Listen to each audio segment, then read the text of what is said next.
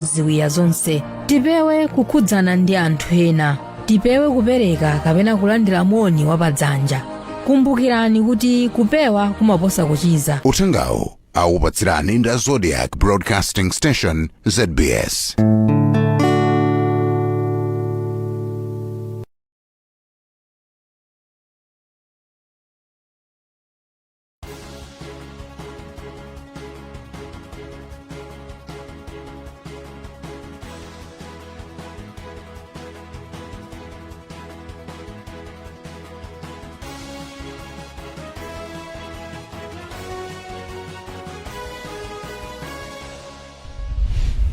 Time for the news with me, Joab Frank Chakaza. First, let's look at the headlines. COVID-19 delays make constituency redemarcation exercise. President Chakwera cautions against abuse of public funds in efforts to combat COVID-19. Environmentalist advocates for economic empowerment on people surrounding country's forests. ESCOM under fire for delays in fixing faults. Some employees allegedly demand token of appreciation. Now the news in detail. The Malawi Electoral Commission, MEC, says is closely monitoring the COVID-19 pandemic situation in the country before it commences a comprehensive demarcation exercise of constituencies and wards this year in order to address the current disparities rocking various areas. Malawi Electoral Commission MEC spokesperson Sangwani Mwafulira has told us it is against the law that some constituencies have more registered voters than others. Stakeholders, including some members of parliament, have since welcomed the move. Christopher Sunday reports. Malawi Electoral Commission MEC spokesperson Sangwani Mwafulira says the law dictates that constituencies need to have almost equal numbers of registered voters. He says this is the reason that MEC wants to conduct a comprehensive demarcation exercise of constituencies across the country in order to address the disparities. He adds that the Commission is closely monitoring the COVID-19 situation before commencing the exercise.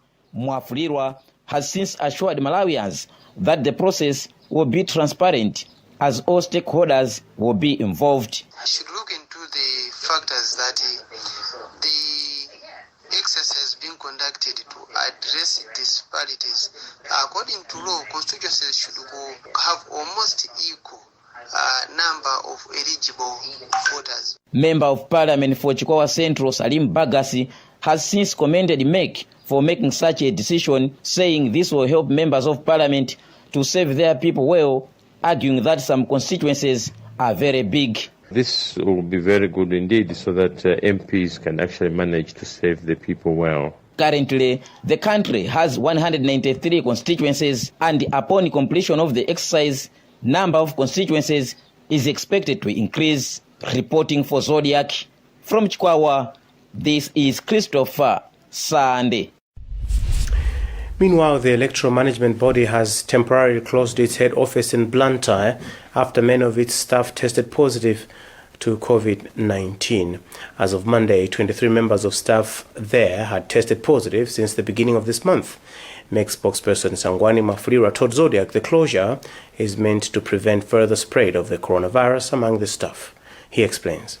I can confirm that due to the prevalence of COVID-19 cases, the Commission has decided to temporarily close the head office at Chitanko House for 10 working days, that's starting from 26th of January to the 5th of February.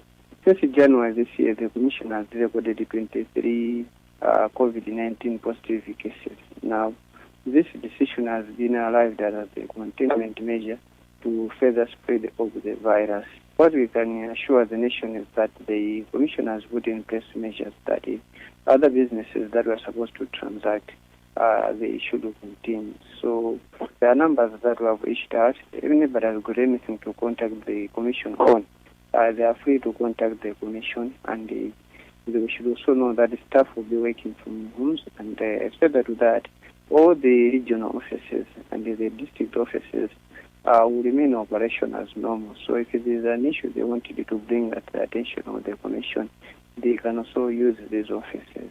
We tested members of MEC across the country a week ago, and then Well, the arrangement at the moment is that before everybody returns to the office, between 3rd and 4th February, there will be mandatory test of everybody. So those that will test negative, they are the ones that will be allowed to resume their work. While those that might be found to be positive, they will be given appropriate support as they recover. And President Lazarus Chakwera has directed all controlling officers to give weekly reports on how they're using COVID-19 funds from government. In his national address on Sunday, President Chakwera said government has provided 17.5 billion kwacha to different government departments to fight the pandemic. He warned that everyone found abusing the funds will be dealt with. Western Guta has the details. Citizens found to be in violation of public safety laws must be subjected to due process. In his weekly address last night, President Lazarus Chakwera warned that he will not condone wastefulness of resources and directed different clusters to be accountable in the way they use them as the country struggles to raise funds for COVID-19 fight. He said Minister of Finance has released 17.5 billion kwacha meant for COVID-19 operations to different clusters that will include Ministry of Health, Education, Information, Gender and the Police, among others. That the heads of these clusters will be required to submit to my office and release to the public a report of their expenditures every week. I will immediately deal with any cluster that fails to do this, or any cluster that is found to be engaging in wasteful conduct. Meanwhile, the Ministry of Local Government, Malawi Defense Force, and Christian Hospitals Association of Malawi will receive their funding tomorrow. Principal Secretary in the Ministry of Health, Dr. Charles Mwansambo, said the country has made progress in infrastructure development, which has seen bed capacity increased in Blantyre, Zomba, Lilongwe and Nzuzu. He added that the ministry will recruit more healthcare workers with assistance from Global Fund, which has provided $5.9 million, approximately 4.1 billion kwacha to cater for salaries of the health personnel. In the new funding model 3 of the Global Fund, there is a provision for salaries to cater for 576 health workers from January 2021, and an addition of 786 healthcare workers in subsequent years to June 2024, with a total monetary value of $5.9 million. Previously, Ombudsman Martha Chizuma released a report which revealed misuse of funds meant for fighting the COVID-19 pandemic. From Lilongwe, this is Western Guta reporting. In Mulanje, Esperanza Tea Estate Company has removed the red tape it put around the house of one of its employees after he tested positive for coronavirus.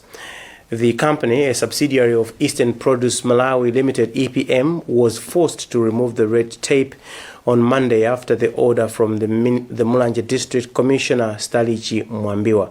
We spoke with the employee. Well, it looks like we'll not be able to bring you that for now.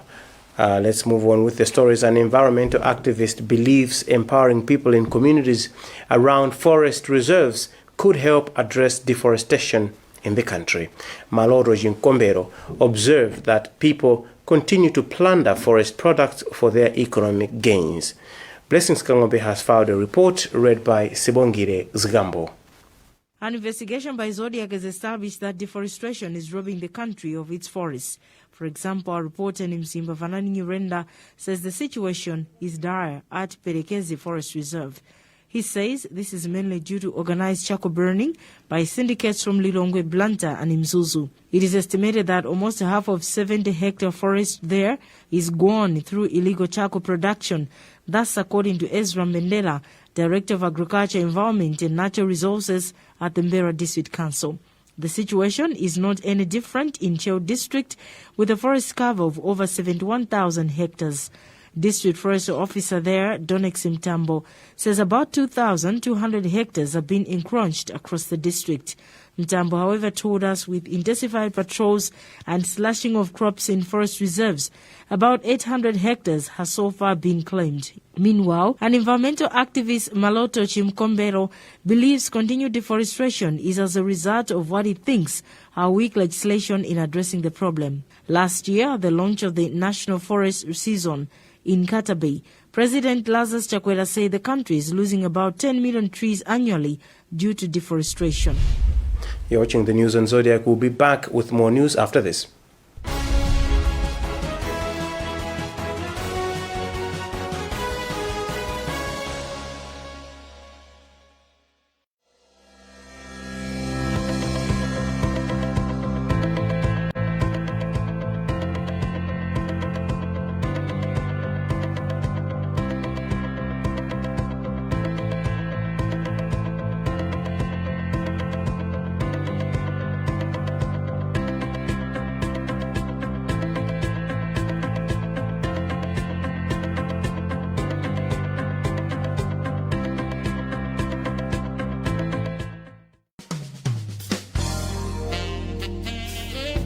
Wherever you go, a better future begins right here. So be part of this beautiful beginning. Malawi Adventist University Blantyre campus is inviting qualified persons to apply for admission into the 2-year Bachelor of Business Administration upgrading programs with concentration in marketing, accounting and management. Deposit an application fee of 10,000 kwacha to Malawi Adventist University, Standard Bank in Chewu branch, account number 910000744082. Download application forms at www.mau.ac.mw or collect them from Blantyre campus. Email blantyrecampus@mau.adventist.org. Your future awaits. Just come and learn how to grab it. Malawi Adventist University. Knowledge, truth, service. If there's one thing that all soaps do, it's wash. From buckets to basins, bathrooms to streams, and everything in between. All soaps wash.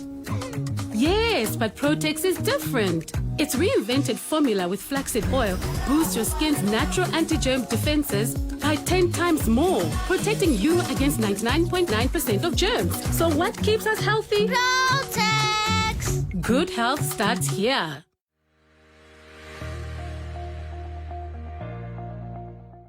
Precious things have a secret formula. While John is busy trying to impress, James discovered Tangu's secret.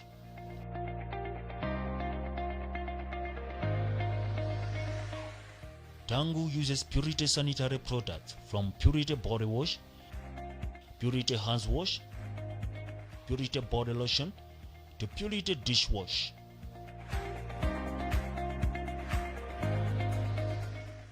After a week of using Purity sanitary products, James won the heart of Tangu. Use Purity sanitary products.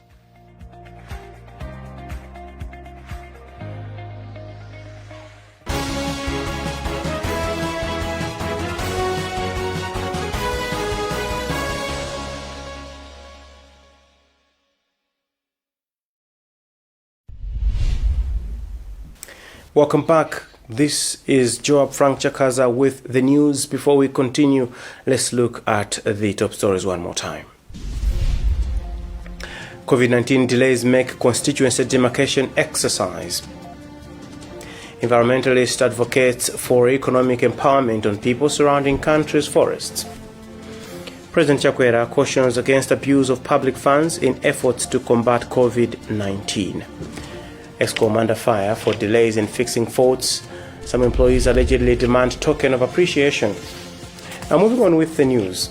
The Electricity Supply Corporation of Malawi, ESCOM, has come under fire for its delays to fix faults when customers have reported in various parts of the country. Some customers we have spoken to in Nsanje, Blantyre, Mangoji and Lilongwe have expressed discontent over ESCOM's service delivery, saying it takes days or weeks for them to rectify electric faults. Zodiac understands that ESCOM employees act swiftly where a customer promises to give them a token of appreciation.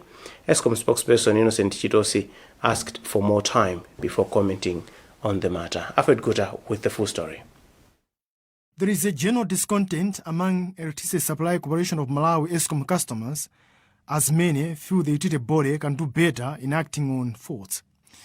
Nsanje-based Mweta Karemba is one of those concerned. They don't respond urgently. Actually, most of the excuses are like, we only have one vehicle, the vehicle is gone out in the field, you wait until it is bad. Then sometimes it doesn't come back all time. Then if it comes back late, you expect to have power the following day. From Chilomoni in Blantyre, Kevin Meety says that it took 3 days for the utility body to fix a fault at his home. What I can say is that I don't feel comfortable anymore because I don't see the use of calling them. You end up using your unit, you're calling them every day, they're answering and responding as they're coming, but they don't come. Matthew Mibawa of Mangojinamwera claims they have been in darkness for 7 days now, as ESCOM is yet to rectify a fault. Mibawa says efforts to call fault lines which the utility body provided have yielded no tangible results, claiming they are not being responded to. It is the same story in the capital city, Lilongwe. The city dwellers have complained that ESCOM takes time to act on faults. ESCOM spokesperson Innocent Chitosi needed more time before responding. Few months ago, Consumers Association of Malawi Executive Director John Capito took the corporation to task on consumer carelessness. However, ESCOM Chief Executive Officer Dr. Alexion Chiwaya is on record saying Malawians should expect improved service delivery as the utility body is reviewing its customer service charter. For Zodiak in Blantyre, this is Alfred Guta reporting. An agriculture expert warns government to include chemicals used to control fall armyworms in the Affordable Input Program AIP package. Tamani Nkhani says this would help address the challenge of buying the chemicals late, which affects the control of the pests. The Minister of Agriculture has since welcomed the suggestion, but says there is need of wide consultations to ascertain its viability. Steve Zimba has a report. Agriculture expert Tamani Nkhani has faulted the government for poor planning of buying additional 25,000 litres of chemicals to contain the outbreak of fall armyworms now, saying this will mean farmers will also access it late. The issue of procurement for chemicals against fall armyworm should be part and parcel of the package of the AIP, so that when you are buying fertilizers, when you are buying the seeds for the AIP, chemicals like those for armyworm should be part and parcel of that. Because if we plan these things in isolation, then the problem is going to be like what we are facing now, that having finished maybe the AIP, but we may start having other challenges on top of that. So I think the planning for challenges like for armyworm and others should be part and parcel of programs like the AIP. I think that is going to help us to make sure that we are ready in time. Government has already bought 15,000 litres of the chemicals and is distributing to farmers free. Spokesperson in the Ministry of Agriculture, Grecian Lungu, has welcomed the proposal but said government needed to consult widely if it is viable. Meanwhile, government says the fall armyworms outbreak is not posing any hunger threats to the country. For Zodiac, this is Steve Zimba reporting. Political experts have advised political parties in the country to adopt the 50% plus one system of electing leaders at party level to ensure only those with majority votes take up positions. The experts, Professor Mustafa Hussein and George Perry, told us that parties need to identify good quality leaders to match the country's political landscape, which has changed with introduction of the 50% plus one system of electing president. The two were reacting to the situation in the opposition Democratic Progressive Party, in which a number of senior members have shown interest to contest for the party presidency. Winston Kaimira picks up the story. A number of senior officials in the opposition Democratic Progressive Party have come forward expressing interest to contest for the party presidency. They include Vice President for the Southern Region, Kondwani Nankumwa, DPP Regional Governor for the South, Charles Nchaja, and former Reserve Bank Governor who joined the party recently, Dr. Daitsoka Bambe. As the main opposition party continues with its rebuilding process, experts suggest it should consider adopting the 50+1 system, when electing leaders to ensure only those that have majority support take up the positions.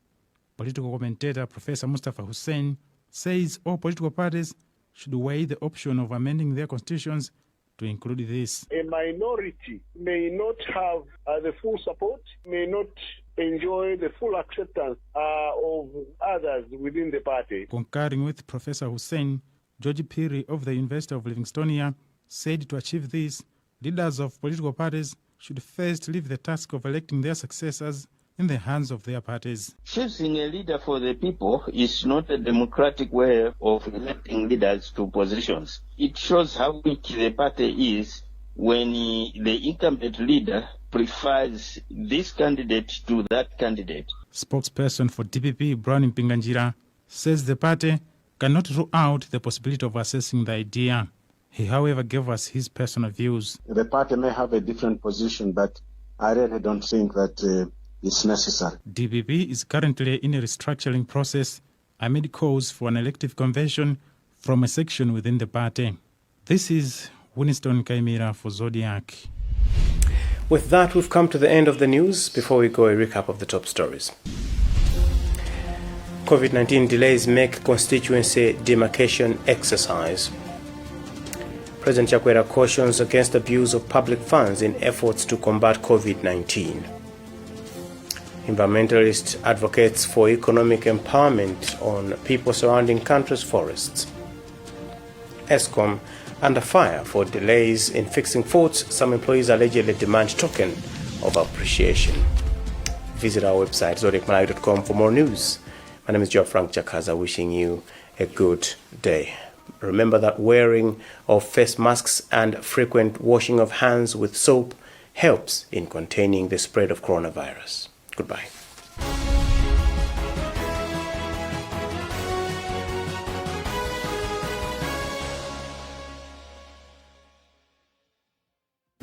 If there's one thing that all soaps do, it's wash. From package